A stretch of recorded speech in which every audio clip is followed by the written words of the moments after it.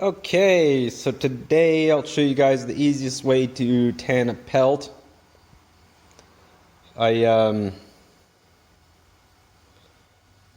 anyways, skin the deer, and I put a bunch of a nice thick layer of salt on it, but I already fleshed it, and I let it sit for about 12 hours or so, or whatever, about a day, so the salt absorbs the moisture. And then after a little bit more, 12 to 20 hours of it absorbing the moisture, I fleshed it. I just laid it over a homemade donkey thing and nailed one end, but it kept ripping, so I got two people, one person to hold it. And the hide stretches out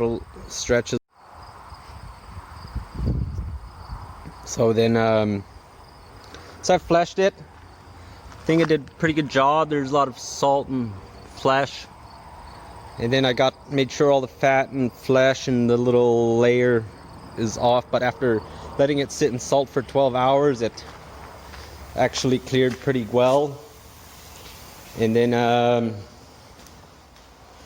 because alum's also for a homemade tanning solution, I put, well, a few pounds, right? Like, let's say use 10 pounds or 5 pounds of kosher salt, and I put one layer over it, fleshed it, and got that clear layer off, and then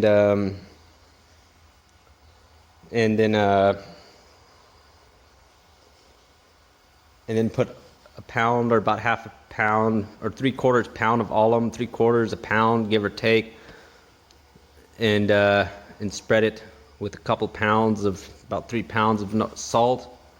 Then after maybe 24 hours, because it's the salt, the flesh, the hide still got like moisture in it from not drying out from only 12 hours of salt being on it. Figure I'd let it sit there after fleshing for another 24 hours to absorb more moisture out of the pelt. And then, since the alum and salt's already spread out on there, and alum's also an absorbent, and then after, because alum and salt's also an absorbent, and I put it into a 5-gallon thing of water, and I'll just use the salt and alum that's already on the pelt, and just put the pelt like that with the salt and alum into the bucket and let it sit for maybe a week, and then